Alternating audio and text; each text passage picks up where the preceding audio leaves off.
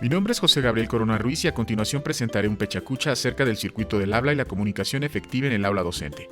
La comunicación es una necesidad humana cuyo propósito es transmitir, intercambiar o compartir nuestras ideas y pensamientos a los demás.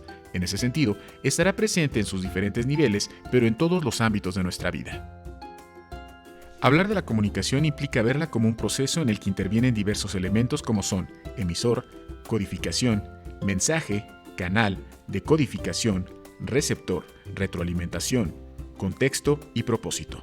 A continuación nos centraremos en definir cada uno de ellos y ver de qué manera se encuentran presentes en el aula. El emisor es aquella persona que inicia el mensaje con una idea o información que le permite entablar una conversación. Normalmente, el profesorado es quien inicia la comunicación al abordar un tema, pero el alumnado también es emisor cuando participa activamente en las discusiones o simplemente al responder un pase de lista. Para poder transmitir cualquier idea, el emisor debe emplear una codificación que le permitirá ordenar la información para que tenga sentido. El código es un sistema de signos bien organizados como el idioma. En el salón de clases nosotros codificamos los mensajes en el idioma español, ya sea en su forma oral o escrita. El mensaje es precisamente lo que se desea comunicar al otro, pero se debe ser muy cuidadoso porque muchas veces pretendemos comunicar algo en específico y el receptor termina comprendiendo algo distinto a lo planeado originalmente. Un ejemplo de ello es cuando anotamos en el pizarrón la tarea y al final terminan haciendo algo diferente a lo solicitado. El canal es el medio por el cual se transmitirá el mensaje. Es muy importante saber cuál es el más adecuado para que la información llegue con mayor eficacia a quien lo recibirá.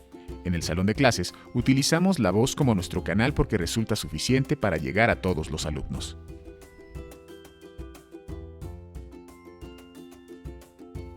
Así como el emisor codifica un mensaje, quien lo recibe realiza un proceso de decodificación, es decir, ese complejo sistema de signos que el emisor posee, también el receptor debe conocerlo para comprender lo transmitido.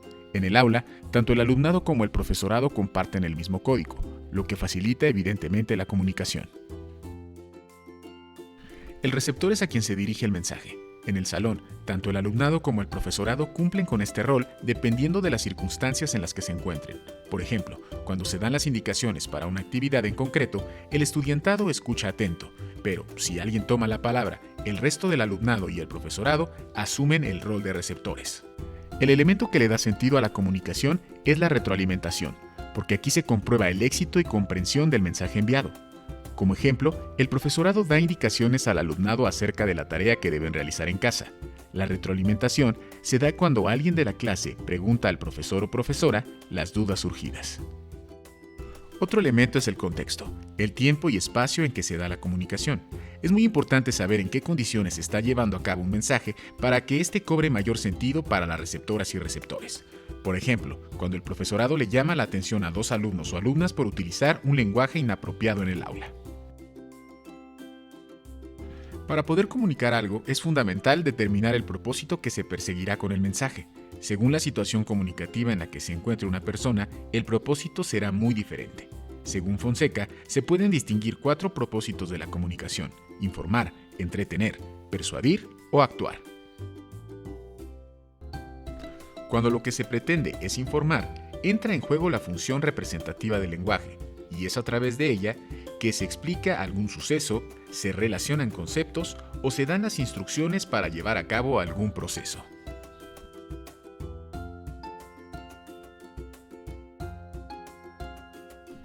Al tener como objetivo entretener, se emplea la función expresiva del lenguaje. En este caso, se busca una dinámica entre el emisor y el receptor en la que se persigue el encuentro y la comprensión entre el hablante y oyente a través de la propia naturaleza del lenguaje.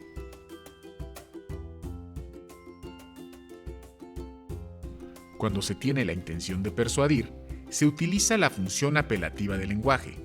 Aquí, la persona quiere influir de cierta manera para poder formar una idea, provocar algún cambio de actitud o reforzar una creencia.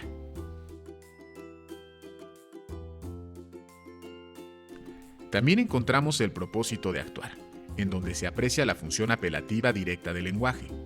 En ella se pretende dirigir o llevar al oyente a tal grado de motivación que lo impulse a realizar algún tipo de acción.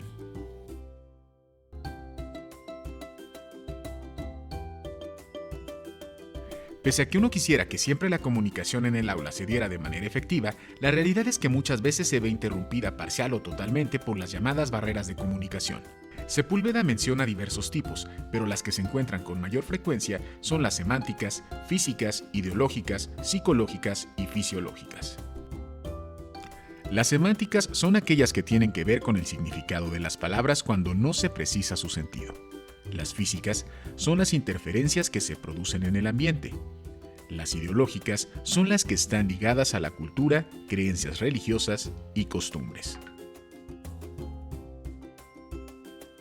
Las psicológicas se generan con las maneras que tienen el emisor y receptor de comprender e interpretar las situaciones cotidianas, y las fisiológicas se presentan cuando existe algún problema o deficiencia con alguno de los sentidos, especialmente la vista o el oído. No olvidemos la importancia que tiene la comunicación no verbal en cualquier acto comunicativo, porque ayuda en gran medida a reforzar el mensaje oral mediante la transmisión de gestos, movimientos corporales, la distancia entre las personas, la forma en la que se dicen las palabras, la vestimenta, etc. Por último, es fundamental que valoremos el papel de la comunicación en nuestro día a día porque es imposible vivir sin ella.